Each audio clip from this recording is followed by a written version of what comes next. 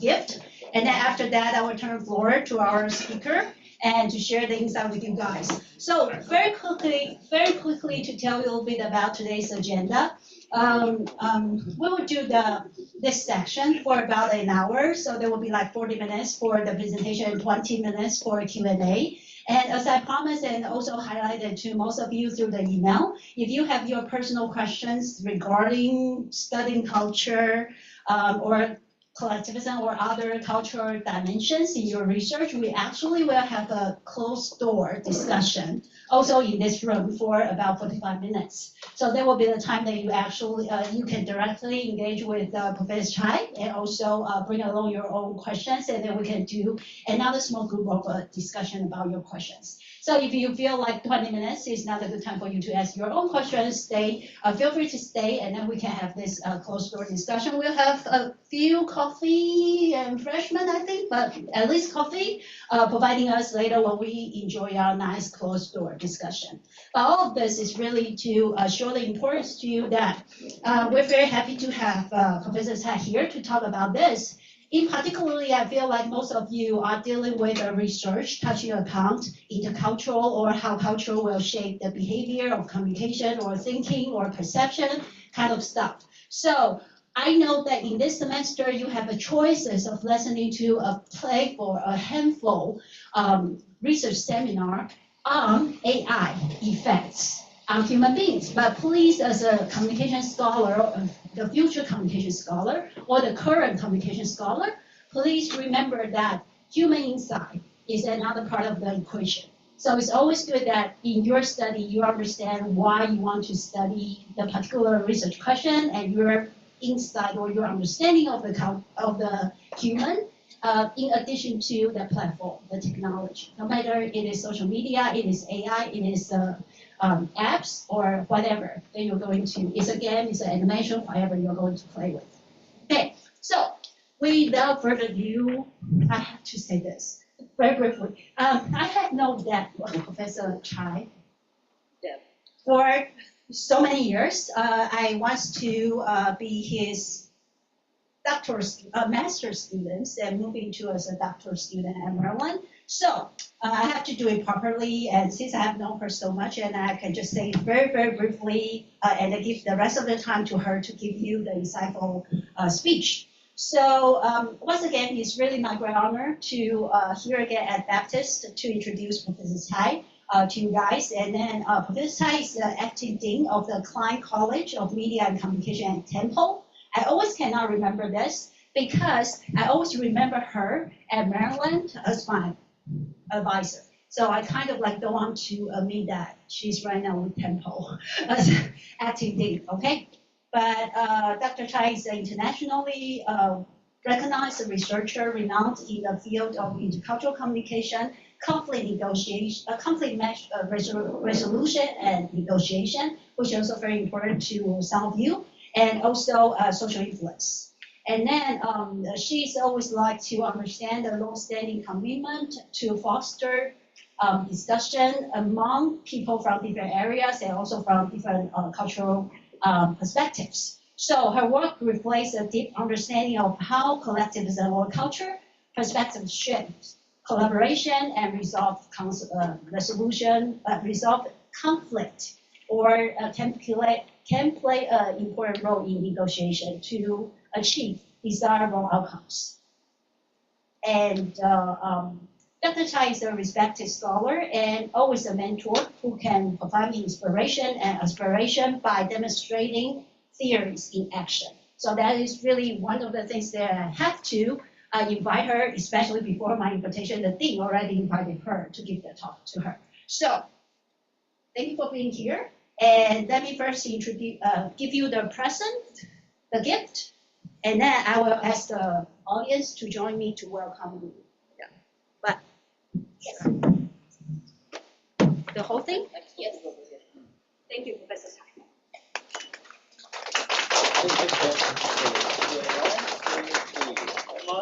Thank you. Okay, now please join me to welcome Professor Cai as she's going to share her research.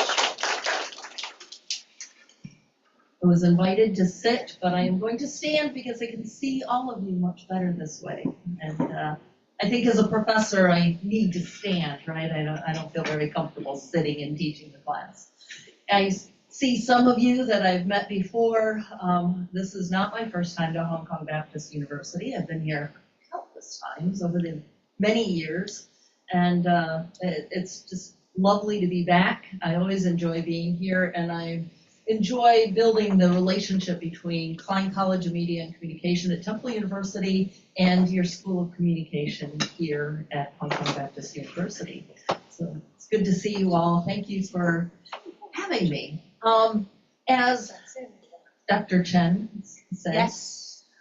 You know, our research is often driven by practical questions, right? We are interested in things that we study, not simply for the theory, but because they really drive something home.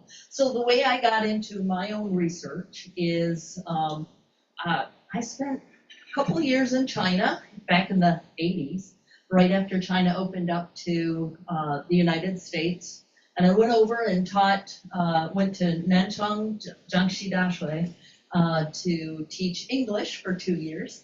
And loved the experience. The second year I was there, I was asked to teach my second year students American culture. American culture? What the heck is that?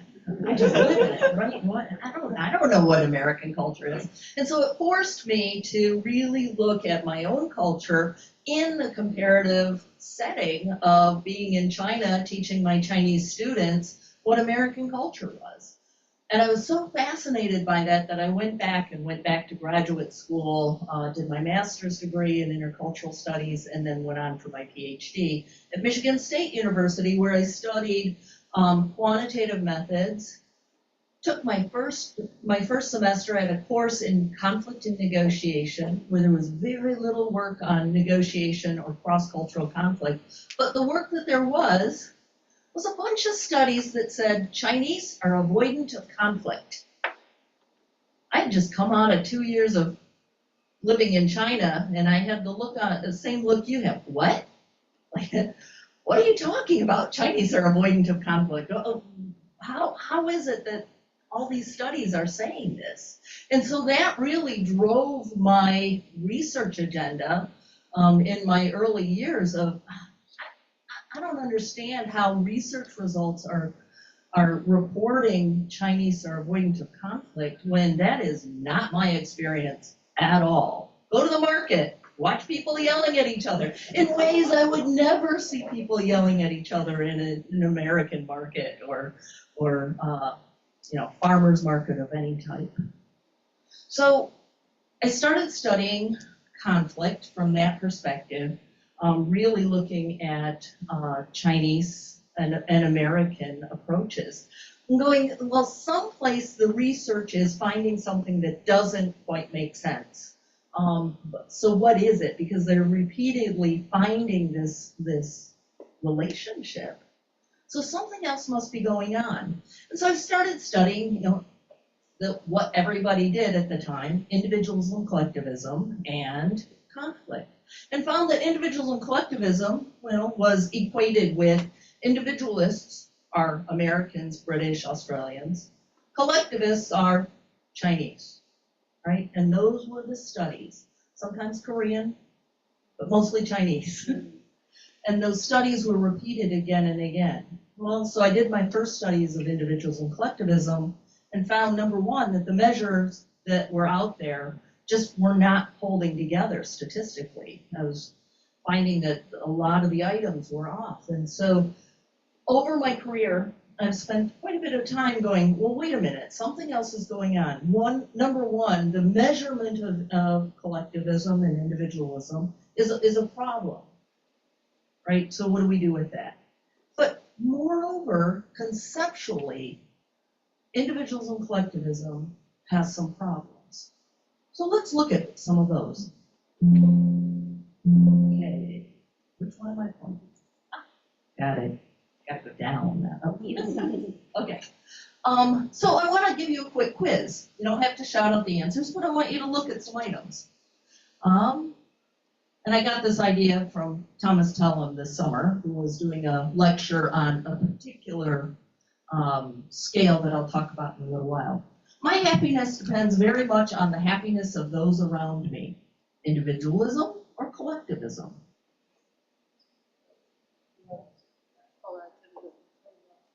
Okay, how about collectivism? Okay, individualism? Okay. I feel good when I cooperate with others. Collectivism? Individualism.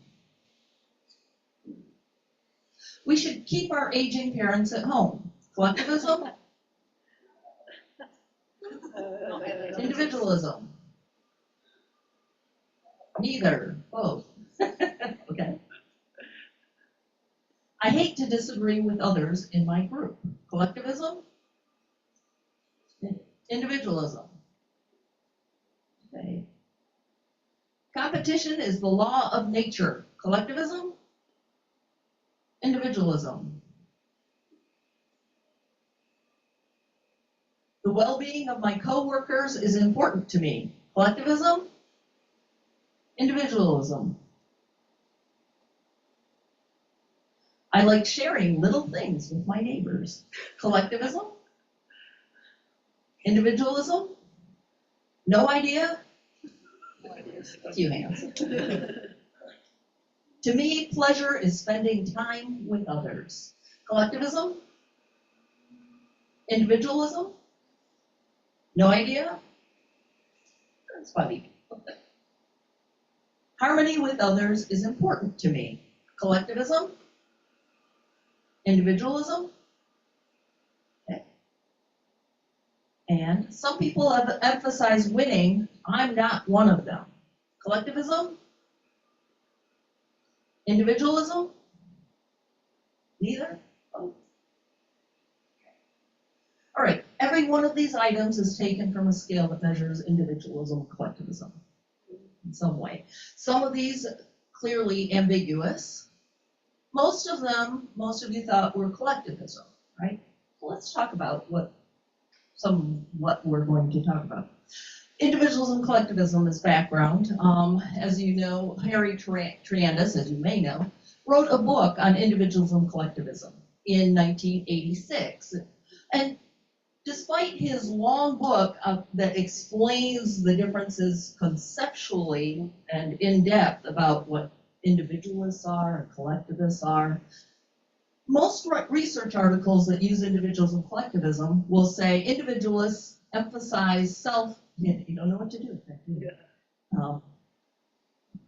Just leave it on top. Yeah. Individualists emphasize self over the group, and collectivists emphasize the group over self. That's a very vague, broad definition, but that's usually how it's reduced when we look at it.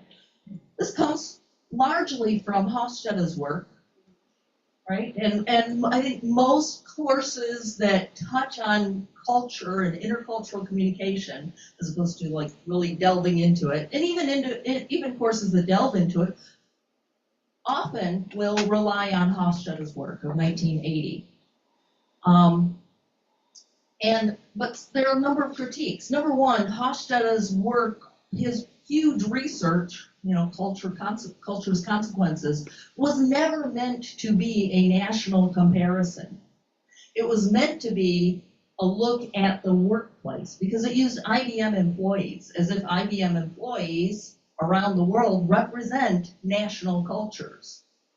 My brother worked for IBM. I can tell you he does not represent American culture. Right?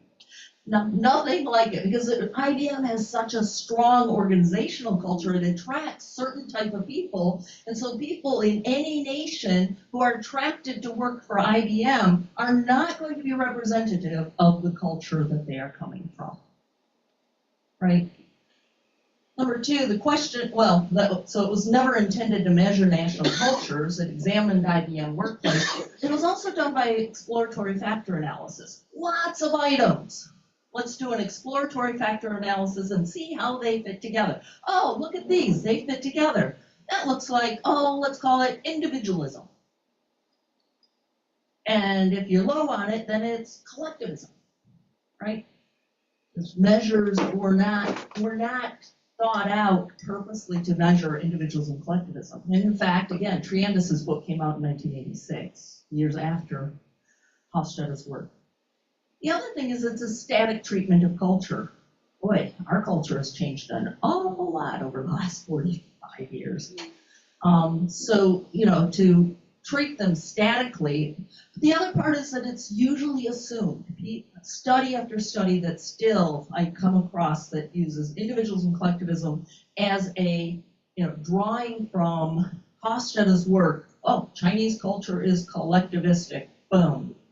And then just assumes that that is what Chinese culture is, right? Methodologically, that's a real problem because it's not measuring what is the sample you are looking at. So an early study we did looked at individualism and collectivism, but we had people from more than 20 different nations, measured individualism and collectivism, and then associated that with our outcome variables. So we actually had a measure of how people fit on individualism and collectivism, not by national culture, but by the individual variable, right? That's a different approach where we're actually looking at the effect of individualism and collectivism. But that doesn't get at some of the other methodological issues of the measures just are a real issue.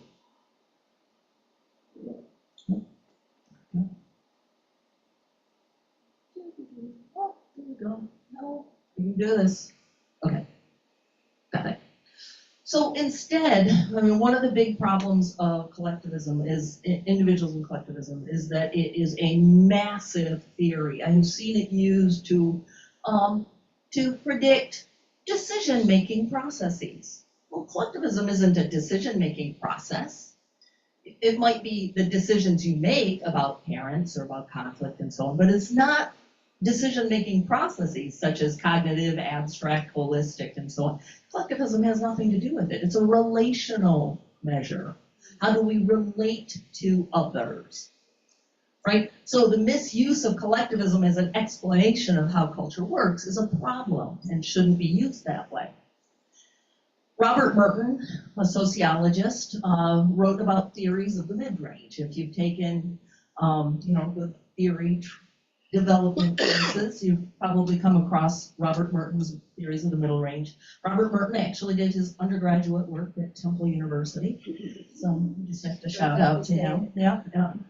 So the theories of the middle range were proposed to address a problem in sociology. Two types of problems. One, theories that were so large and so abstract to try to explain everything. Individualism and collectivism is one of those.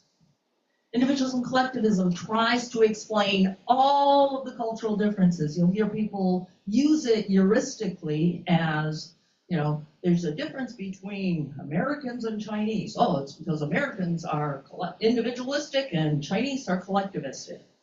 Well, actually, in the studies I've done, Chinese always measure higher on individualism than collectivism.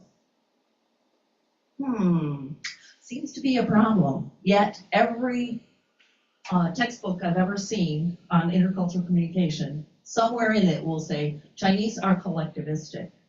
Now, I don't disagree that there are characteristics, cultural characteristics that differentiate Americans and Chinese that we would characterize within the umbrella of collectivism, right?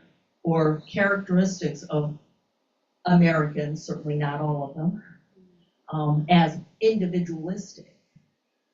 But the concepts are so broad that we throw everything into it without actually looking at what is it we're trying to understand. And that's where I want to take us today. The other problem was that our theories were so localized, so small, that they really didn't predict anything beyond this specific phenomenon. So theories of the middle range, you want theories that predict and explain, but are also falsifiable. That there are boundary conditions to where your theory applies and where it does not, right? And if your theory is so broad to explain everything, it's actually not a good theory. You're not going to come up with one theory that explains everything. Sorry, but you're not. Doesn't matter how smart you are. So you want a theory that explains a type of phenomenon, not everything. So, and it should make predictions across related aspects of social life. So certain types of conflicts within certain types of situations should apply. We're going to look a little bit at harmony and how that works, because harmony needs some work. So if we look at collectivism and we say, well, collectivism, predicts family obligation, which predicts care for aging parents. Care for aging parents, the idea that you should keep your parents at home, aging parents at home, is actually measures high on collectivism.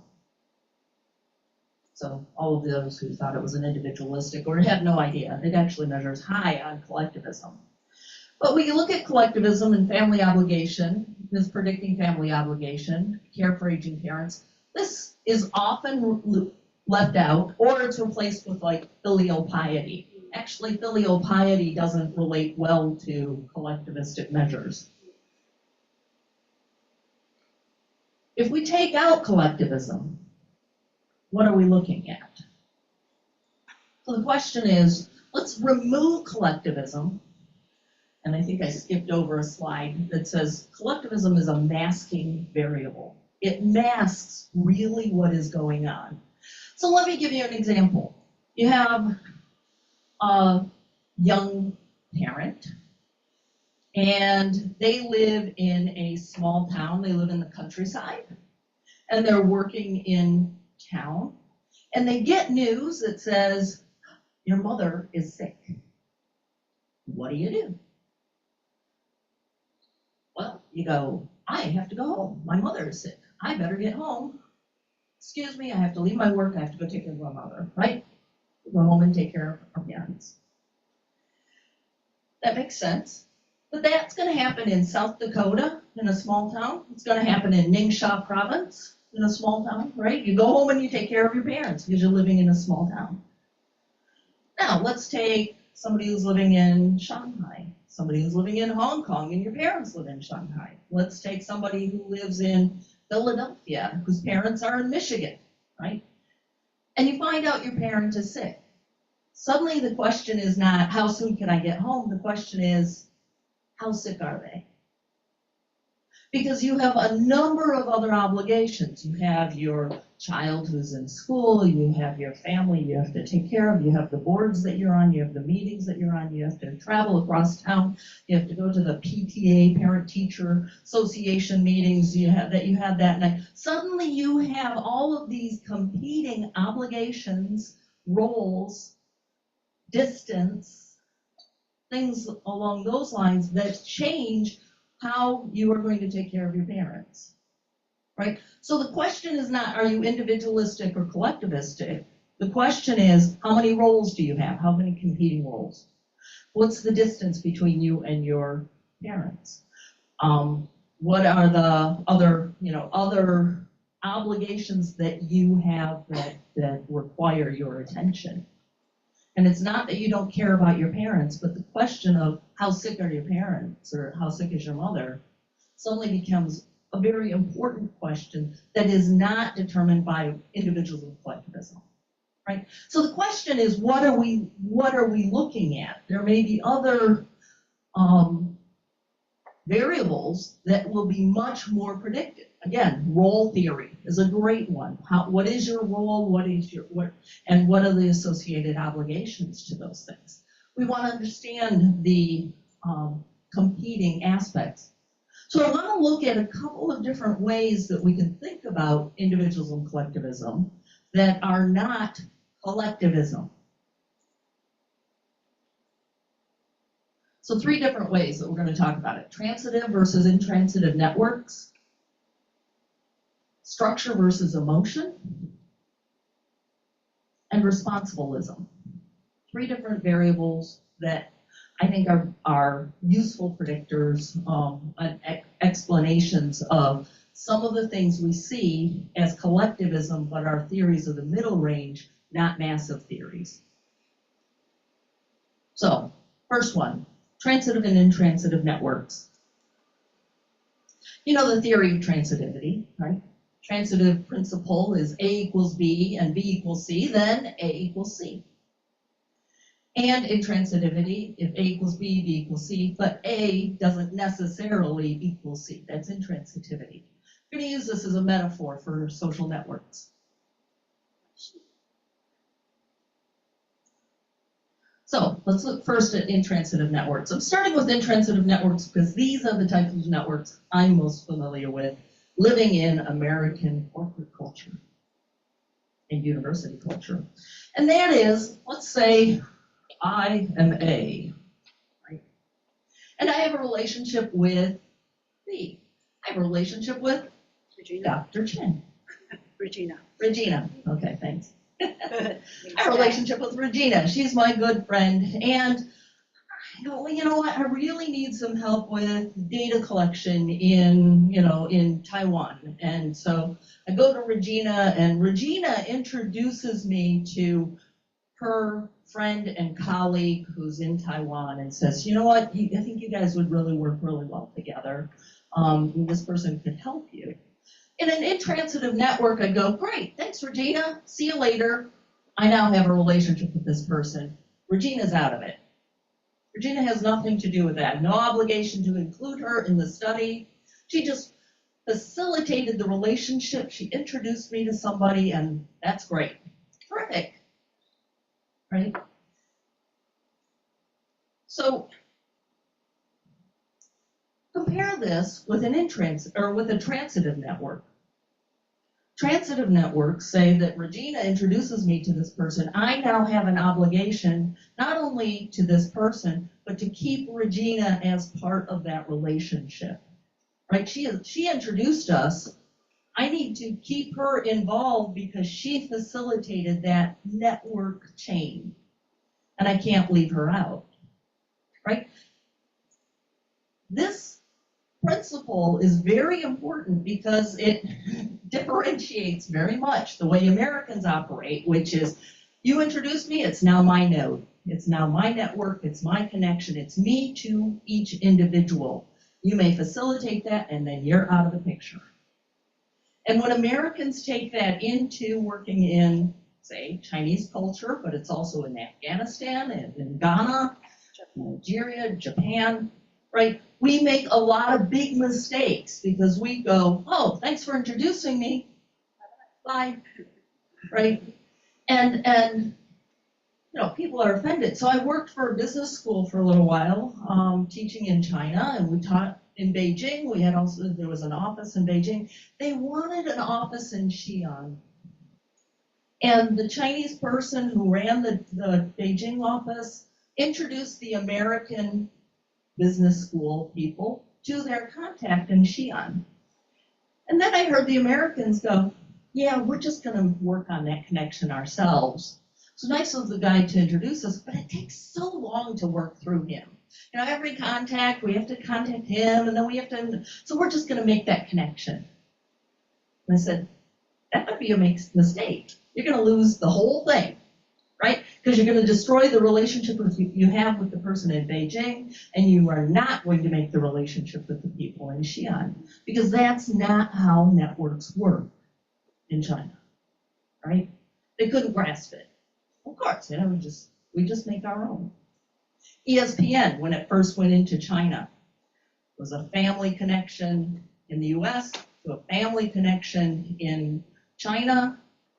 And the family in the US was smart enough to go, you do everything you can to protect the relationship with that family in China because they are our gateway to every relationship that we have in China.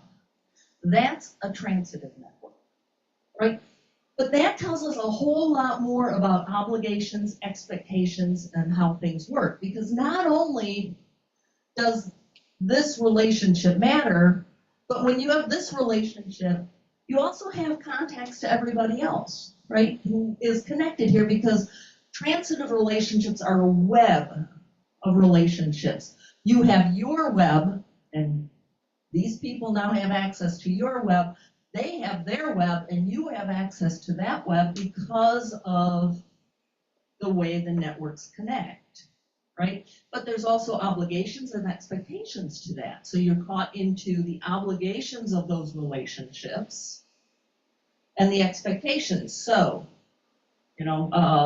started thinking about this years ago about collectivism. When I traveled into China and had family members, down in Nanchang, and then we had people who would meet us in Beijing, who we did not know, who would pick us up from the airport, make sure we were checked into the hotel, make sure we were fed, make sure we get on our train the next day, have already facilitated our tickets and everything else. Why? Because they are connected to family who are down in Nanchang. People we don't know who are part of the web, who have the obligations and expectations. I'm telling you, most of you are going, yeah, of course. It's not how it works in the United States. You show up in the United States, you get your own taxi, you get your own hotel, and maybe if I have time, we'll have dinner, right? Because it's your business and we just connect as friends, right? Or colleagues. Very different way of operating. And then talking with a number of people in places like India, Afghanistan, Italy, where this is how the relationships work, right? Not my way, but the transitive. So comparing transitive and intransitive networks, China, Mexico, Afghanistan, Ghana. Transitive networks are an embedded web of relationships. So an individual is part of a whole web of relationships, not the central node, right? Extended with more obligations and expectations. Respect for relational ties. Every relational tie is meaningful and carries with it obligations and expectations. Obligations to those with whom one is connected, even through others, right? And again, trust is afforded through relational ties. I trust Regina, therefore I trust the people Regina connects me to because that is part of the web network. That's in contrast with the intransitive networks, US, Britain, Germany, weird cultures, right? Have you heard of weird cultures? Western, educated, industrialized, rich, and democratic. With some exceptions. I was talking about this one time to a Chinese group of students, and one of the students raised their hand and they said, what about Breaking Bad? Breaking Bad is the meth culture in Baltimore or whatever, and is a drug culture but she was right. The obligations one has in mob culture of you make the connections and you better respect everybody who's connected. It's an exception, right? Philadelphia's Little Italy. Philadelphia is settled by a lot of Italians. There's a whole Italian neighborhood, and people are connected with obligations to everyone else they're connected. There are exceptions, right? But if you don't understand those, then you're not going to understand a lot of Philadelphia and the Eagles. So network ties are individually created and maintained. Generally, no obligation to those who created the tie. Low obligations, low expectations to those you are in the network with. And friendships are based on I missed an O there, psycho-emotional responses to others. In other words, trust is an emotion. I trust you because I feel trust, right? This actually came out of a study with Flora Hung, and I did a study a number of years ago where we looked at dimensions of trust. Trust has 4 major dimensions: benevolence, integrity, competence, and dependability. So I may trust you, but what does that mean? I trust that I can depend on you to do what you say, or I trust you because I trust that if I give you a job, it's going to be done well. Or I trust you because I know you will be ethical in what you do, right? Or that I know you'll be nice to me.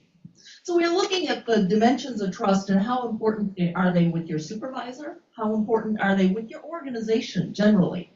Do you trust Hong Kong Baptist? Do you trust the School of Communication generally as an entity, organizational entity? And then with friends. And the Americans were like trust and, the importance of trust on all the dimensions, superior, organization, friends. And the Chinese, it was trust was superior, organization, friends. But as we started looking at that, it was trust is not an emotion with friends. Trust is an assigned relationship quality, right? You trust people because they are in your web. Otherwise, they wouldn't be in your web. It's also why when relationships break up in conflict, like in the United States, in intransitive relationships, if you have a serious breakup with somebody, you can repair that, right? That's okay. We'll get over that. In Chinese culture, often if you have a serious conflict and the relationship is broken, that web is shattered. And that's very difficult to repair.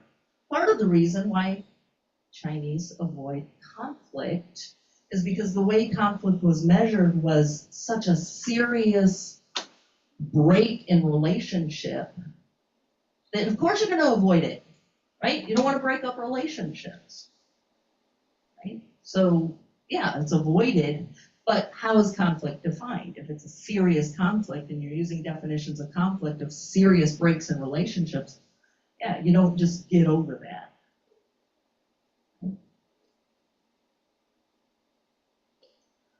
So we did a study a number of years ago with Xiaoying Xie, who we saw last night from the University of Hong Kong, former doctoral advisee, and that looked at a number of things, and I'll just go through this quickly. One is, how much time are you willing to spend talking to somebody who's a close friend, a friend of a friend, an acquaintance, or a friend of an acquaintance, right? Or how much are you willing to help somebody with money? They need some money to do something. Are you willing to help them with money? And so like here we have, fairly similar on time's obligation to spend time talking. Close other, both very high, right? Chinese, acquaintance, but here, close other through or another person through a close other. The Chinese had much more higher obligation for somebody extended in the network than Americans, and then other through acquaintance. Now, what we didn't measure is a stranger. You have obligations to a stranger, and I think you'd find quite a bit of difference between Americans and Chinese with strangers. Because Americans talk to anybody. We'll make friends with the person on the street, clerk at the store, customer service rep. Like we make, hi, I hope you have a nice day. This is really great to talk with you. And we're like, we make no difference between in-group and out-group. Everybody's the same. Right? And then there was the obligation to spend money on the person. Chinese, much more, again, close other. Americans are highly motivated by money. So, we don't spend money on people. We're willing to talk a lot, right? Don't ask me to spend money, right? That's one of the big differences. But again, the drop off here, although it drops off overall, there was a significant difference between the extended relationship between Americans and Chinese. So another part of this is that cultures are defined by structure. By the way, I have 0 time. Oh, it's 3:08. Okay, didn't know what that was. Transitive networks are also structural networks. And what I want to differentiate here is that people are embedded in structural networks. People are embedded in the extended web of relationships, transitive networks. Obligations to others are based on web of relationships. Again, trust is not an emotion. Trust is afforded as part of the relationship structure. Responsibility to uphold social obligations and expectations, and greater distinction between in-group and out-group. Because out-group members are not in the web, they are just not acknowledged, right? They're almost non-existent. Americans have a hard time with that. You know, you walk by and it's like I hold the door for somebody and they walk through and it's like, what? You didn't say hi, you didn't nod, you didn't smile or something. No, I'm an outgroup member. Why would you do that? Right? So, which omits outgroup from trust and connection. Americans tend to trust all sorts of people that we don't know who aren't necessarily part of our web because we're not thinking of webs of relationships. Cultures are defined by psycho-emotional responses. Intransitive networks are also psycho-emotional cultures. We bring people into relationships by whether we feel like we like you. Do I feel that I can trust you? What are my feelings toward you? It's much more psychological. In marriages, are you meeting my psychological needs, right? My psychological and emotional needs, not I'm obligated to you because of the role of the relationship and so on, right? So relationships are largely individual choice, not who you're born into. So my cousin may be a really nice person. If I like that person, we have a relationship. If I don't like my cousin, we don't have a relationship. And I have no obligations to my cousin whatsoever because I don't like them. Actually, I do like them, but I still don't have any obligations to them. And I wouldn't expect them to have any obligations to me either, right? So trust is granted through liking. I love you. This is one of those things I use in class all the time. All I have to do is find somebody who looks like they are from a transitive culture and say, how often do your parents tell you I love you?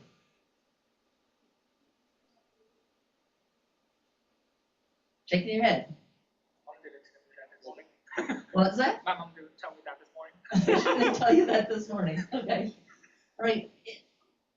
Typically, people from transitive cultures don't say, I love you. And then I'll say, well, do your parents love you? How do you know that? Expressions beyond words. Expressions beyond words. Expectations, obligations, and they're your parents. They are in the role of being parents. Of course they love you, right? You don't need to say it. You don't need to feel it. You know it. Because it is part of the network. Right? Part of the web of relationship that is not emotional. Right? In intransitive cultures, you feel love, and then you don't feel love. If you don't feel love, relationship done. Right? Start a new one. Because relationships are by choice, not by obligation. Right? So liking and trust can be given to any individual.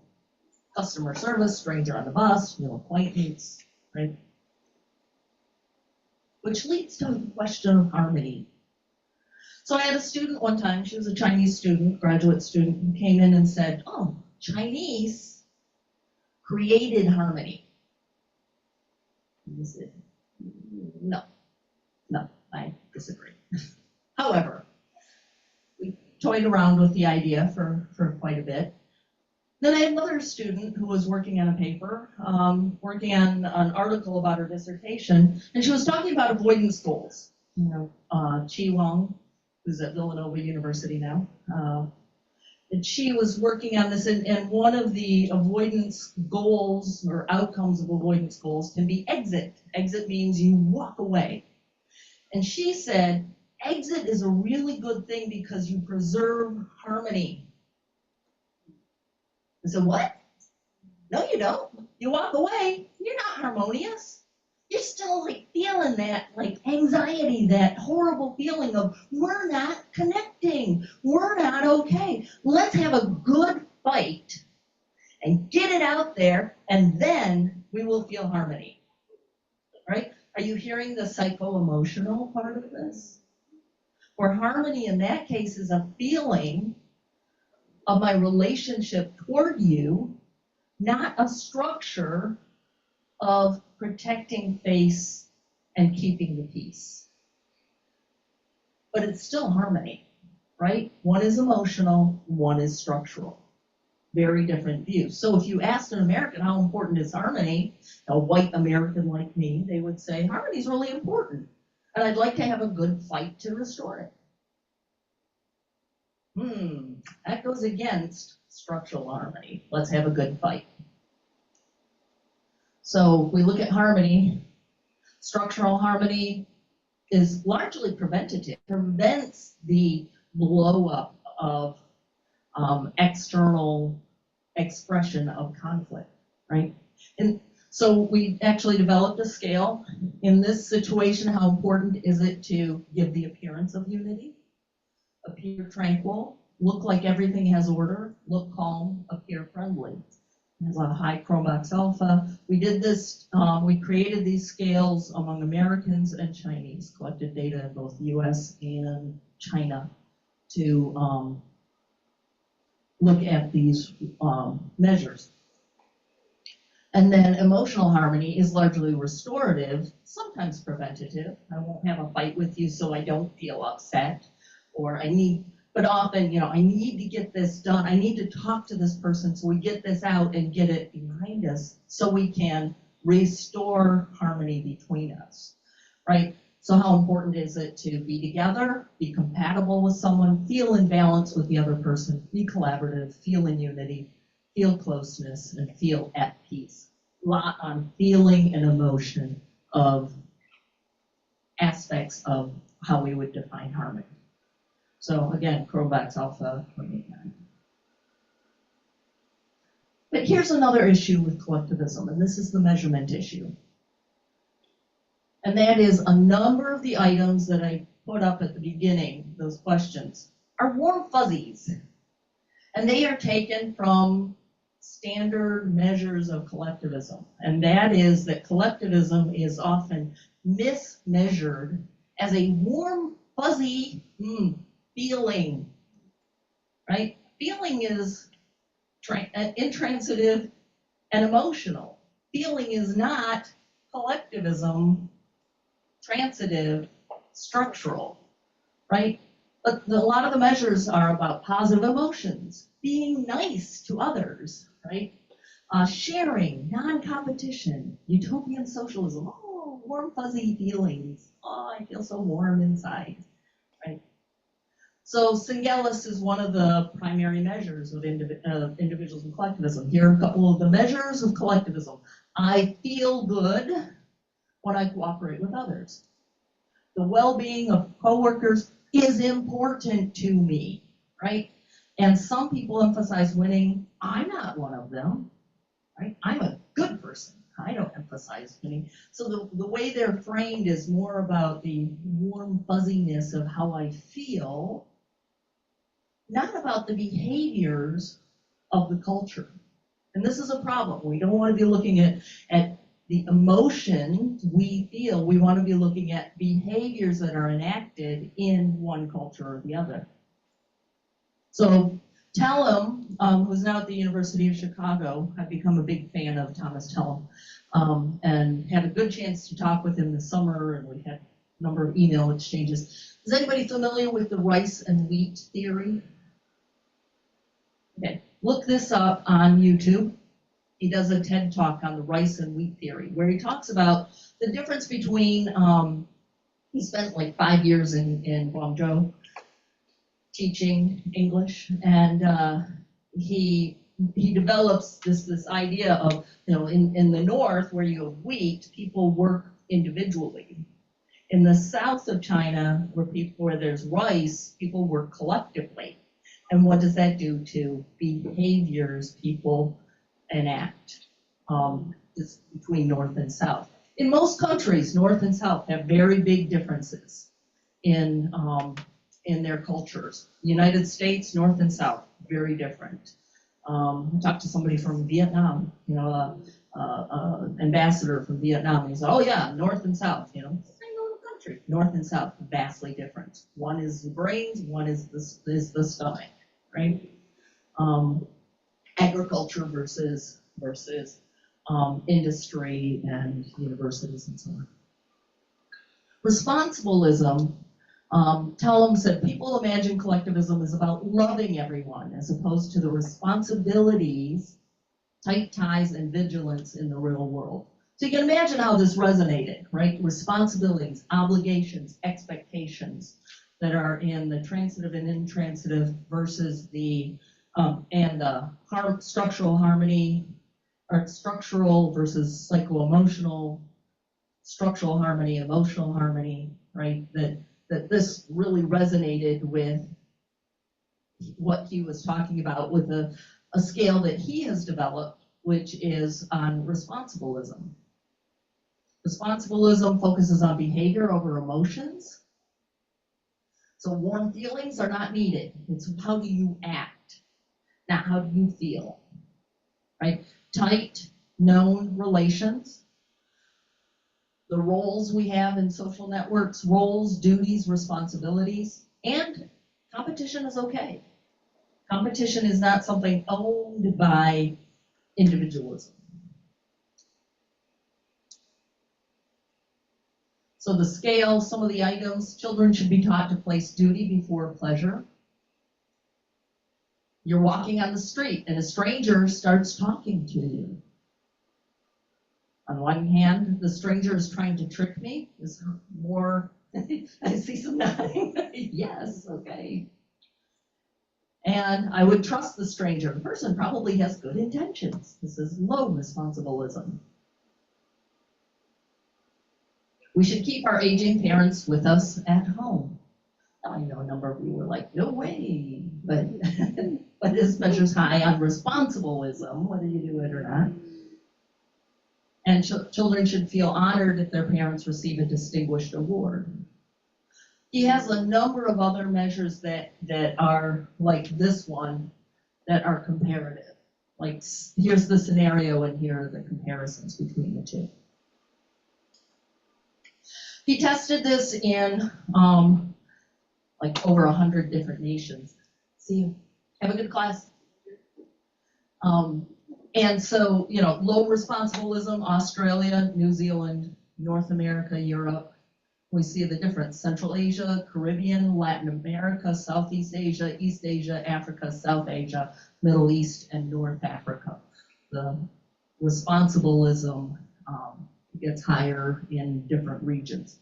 Much more useful measure of comparing cultures than collectivism, especially as it's measured. And then here's a map that he provided as well that looks at different countries. Again, it resonates with what we tend to think about individualism and collectivism, where we think cultures are collectivistic, but a much better explanation for what is going on. The responsibility, your sense of responsibility within a social network and the behaviors associated with that rather than warm fuzzy. Which is why he gets very consistent measures with, say, China, whereas individualism and collectivism, we were getting very inconsistent measures with anything hypothesized about the cultural differences in relationships that collectivism is supposed to measure.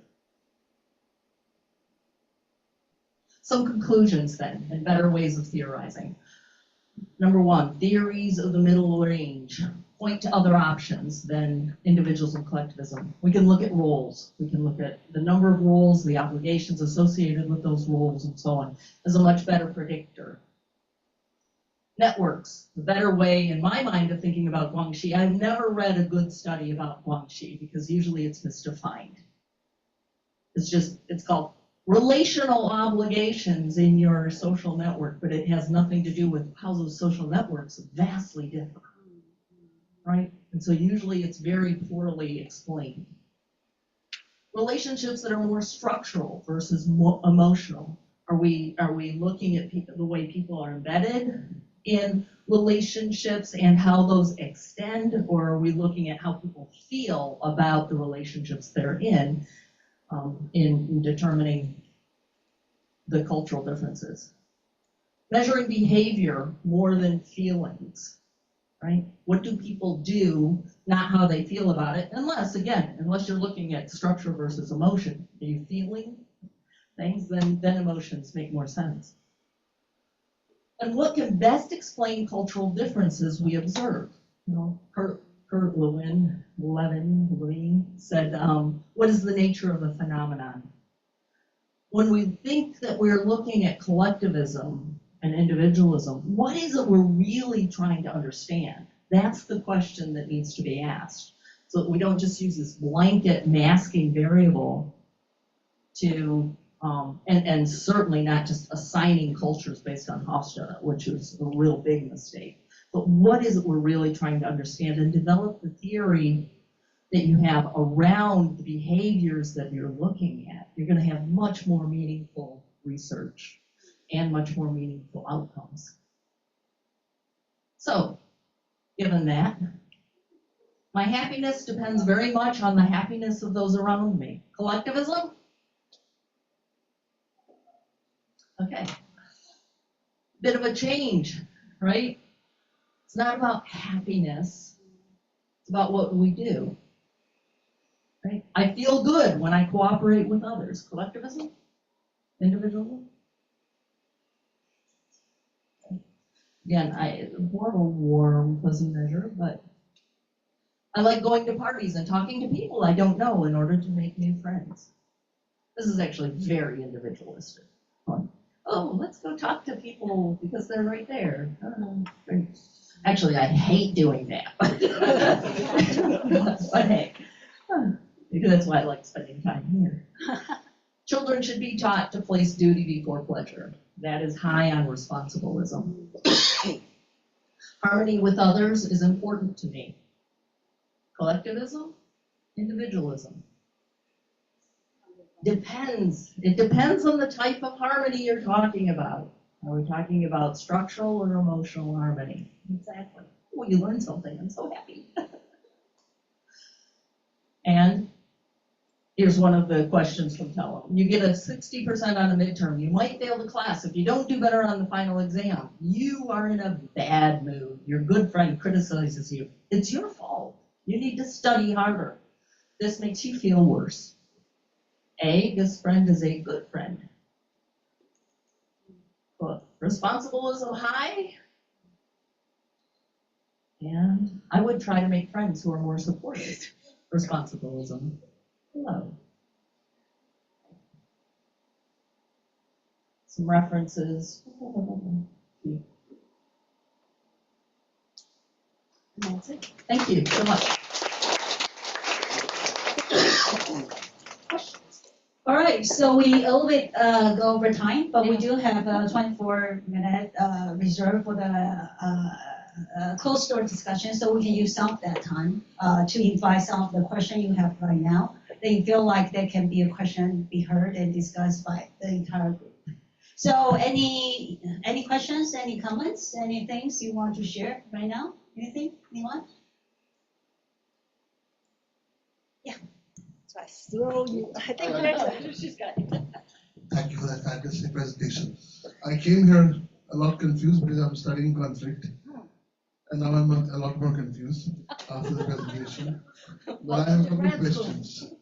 Because my research also deals with US and China. So when I left it in two particular slides. One is when you talk about the transitive and intransitive. And you talk about the web.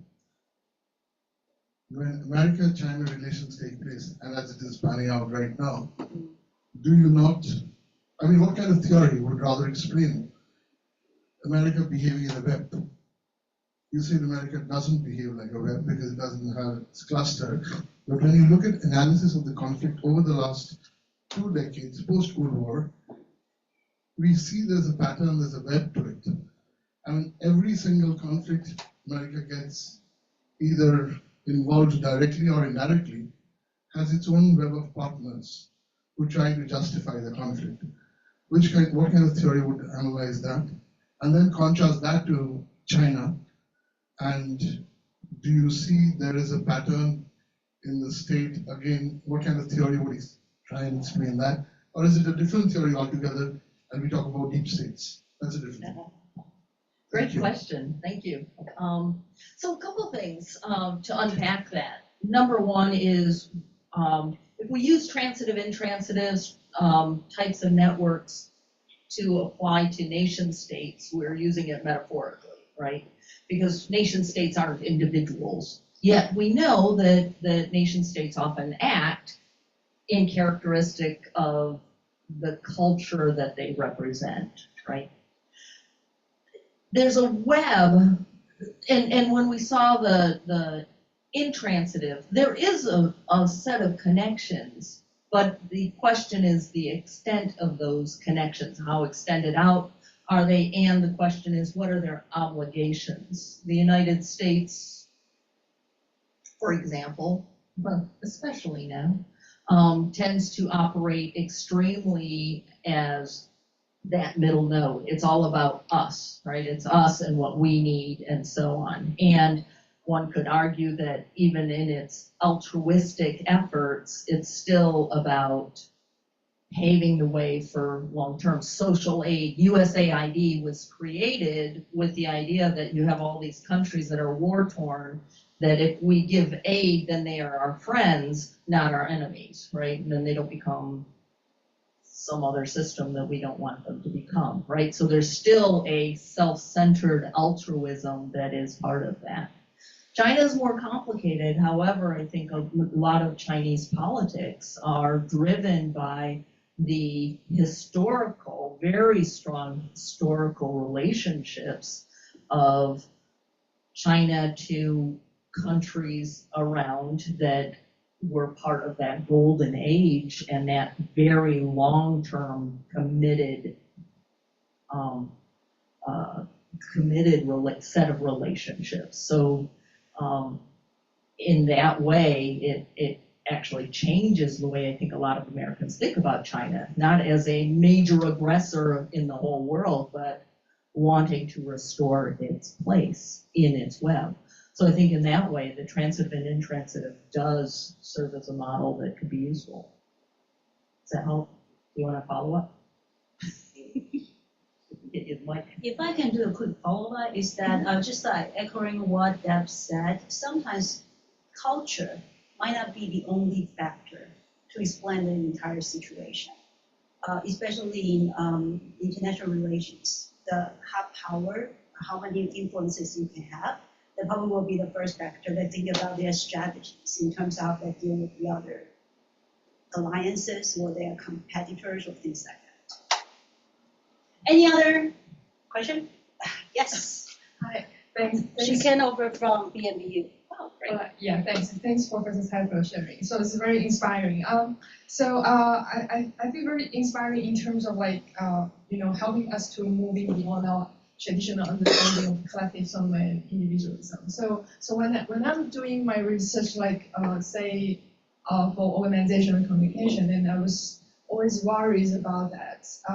The practical implication probably will be overshadow the theoretical implication. And then I found that when after your sharing, as you said, so we can understand collectivism in so many different perspectives and connect to different theories, and then we can have like more deeper conceptual, like broader the conceptual understanding. So it's like, can you share more about that? Like, how can we make sure that the practical ones won't overshadow the theoretical ones? Yeah. How's that journey? What should we do? Yeah. Thanks. Oh, great question. Thank you. Number one is when I was first on the job market, I presented my research at University of Maryland, and I had done research on the way Americans and Chinese negotiate and how they plan for negotiation, the type of goals that they plan for, and then how those plans adjust during the negotiation process. And I really enjoyed the research and had some great findings and so on. And I was presenting it at University of Maryland, and someone by the name of Ed Fink, who I had just met, he's now my husband, so we worked a lot together. See his name. But he raised his hand and he said, "That's really great. Now, if you went to Russia, how would Russians plan?" And I said, "I don't know. I don't know." Why didn't I know? Because I didn't have a theoretical framework that predicted something greater than just what Americans and Chinese would do. I could talk about American culture, I could talk about Chinese culture, and I could compare the two. I did not have a framework that would tell me if I go into Nigeria, how do people relate? How are they likely to have conflict? How are they, what are their obligations and so on to each other? How can I predict that? And it changed the way I thought about intercultural communication to when I'm looking at an explanation, what does it tell me not only about the cultures I'm comparing, but about bigger questions of culture? What are the predictors that are theoretically useful? And that's number one, where I find individualism and collectivism to be highly lacking, because it doesn't tell me if I go into Nigeria how people are going to manage conflicts. How are they going to speak, or how are they going to look at relationships and so on? And if you understand the way people relate to each other, boy, you can start understanding a lot about how conflicts are going to be managed because of the obligations, protecting relationships, or just being blunt and not caring, right? And so that started changing a lot of the way that I would think about the practical questions, which I think when you're studying conflict, you're studying organizational communication, it's always driven by these practical questions, right? Yes.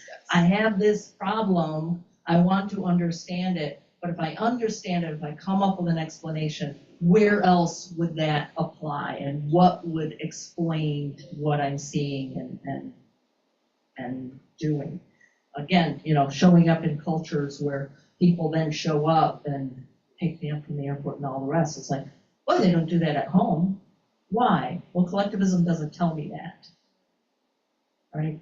The fact that relationships are important doesn't tell me that. Relationships are important in the United States too. We just do it very differently. So what is driving that question? And that's the fun part of, I think, research and theory development. Does that help? Yeah, I know. Great. Thanks. All right, so we have time for one last question, and then we will have a break and move into the closed door discussion. So is there any one last question? So, yeah. So you're in. Very inspiring. Yeah, thank you for your sharing. And I'm really happy you have raised some specific examples, for example, the Beijing and Xi'an, all these things. And I found that the conflict first emerging before you develop some cues, like being transformative versus the transformative. So what do you do? What is your mindset when you figure out the cues or the concepts and attribute them to the culture reason instead of the courtesy or politeness?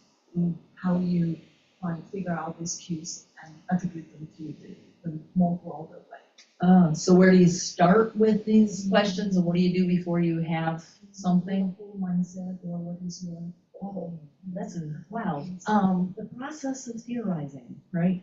Which to me is just like, that's the candy of doing research, is looking at a problem and going, what is going on here? And for me, in a conflict, and especially when I'm working with people from a different culture, my first question is it me, right? That's my mindset. Is that what am I doing wrong? What is this a personality, and is this a personality issue? Because sometimes it's really hard to tell. Is conflict an issue of personality, or is it an issue of culture, cultural norms and behaviors, right? I talked to somebody once who did some work. They were doing negotiation with a company in Taiwan, and the Americans were going, oh, we were at the table, and we left because we wanted a break, but apparently we got up before the head of their group got up, and so on, and so we offended them because we didn't pay attention to the hierarchy and so on. So we walked back, and this one man, on the other side, threw up his papers, and he walked out, and he said, "We're done."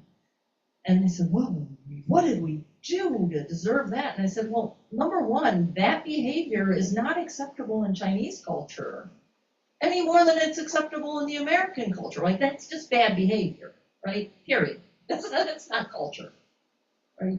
So what is cultural and a normative thing, and what is just personality? Because every culture has bad behaving people, right? And every culture has really terrific people.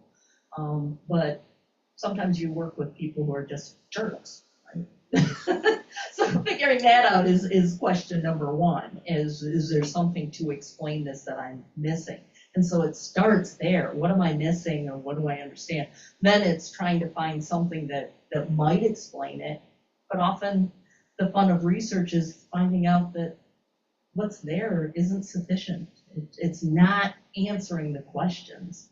Another one of the cases that I was training a bunch of political and business leaders from China that came over to University of Maryland when I was working there. And one of them said, Americans are so collectivistic. I said, really? Really? Tell me about it. And he said, we drive through the neighborhoods and they're so clean and quiet and everybody's respecting each other. It's so collectivistic. I'm like, well, that's an interesting way to define collectivism, right? Group goals over individual goals. I'm not going to have a mess, especially because I had just come back from China where I was in an apartment on 3rd floor, and the people on the 1st floor decided they wanted to sell breakfast food. So out on their patio of their apartment, they had a huge wok with oil and coal and lights where they're making noise while they're frying, youtiao and all these other great things. But, it was like, that would never fly in the United States because that would be rude to your neighbors, right? But that was okay, and nobody batted an eye, and yet in the American neighborhoods, they're clean and pristine because your neighbors will be upset if they're not, right? If you don't keep your grass cut and things. So what is collectivism? It's insufficient, right? I like to think about percolating. If you have an old coffee pot that, bloop, bloop, bloop, to make the coffee, that's like research, and letting ideas percolate. And some of the best ideas come up at like 3 a.m. I got it. Let's try this. And then you try it on for size and see if it applies. And you start asking people, have you experienced this? What do you think of this idea? And then you begin to collect ideas more and more, like the harmony, a lot of qualitative research, developing a scale, moving forward. All right, are we going? Oh, no. Yeah, thanks again for coming here. But if I may, can I add a few notes? Absolutely. 2 notes. Can I add a few notes? Basically, once again, my name is Regina Chen, and in case that you haven't know me, and then we actually doing more research in public relations, communication management, or strategic communication. So I'm part of that cohort. But if you ask me, I would like you to have 2 takeaways here for today's talk. First of all, I was a PhD student, of course, many years ago, so I know that your way of doing things. I think one thing is that if you want to study communication, take the opportunity that you're doing your own dissertation, which will carry you through in the next 5 years, maybe the first 5 years or 3 years in your career. So I understand that you want to just pick up a concept. For example, I choose culture, and I choose culture, collectivism, business individualism, and then I grab a measurement that most people use the measurement, and then I just put it in, I run SEM, I run any kind of analysis, and done.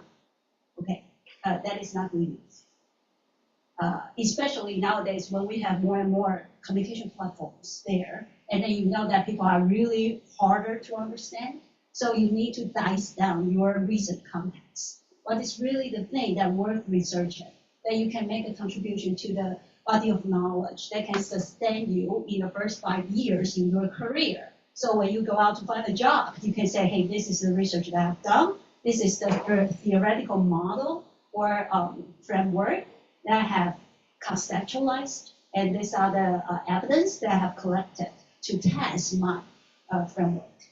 And then if you cannot do that, it will be very hard for you to find research related work in academia.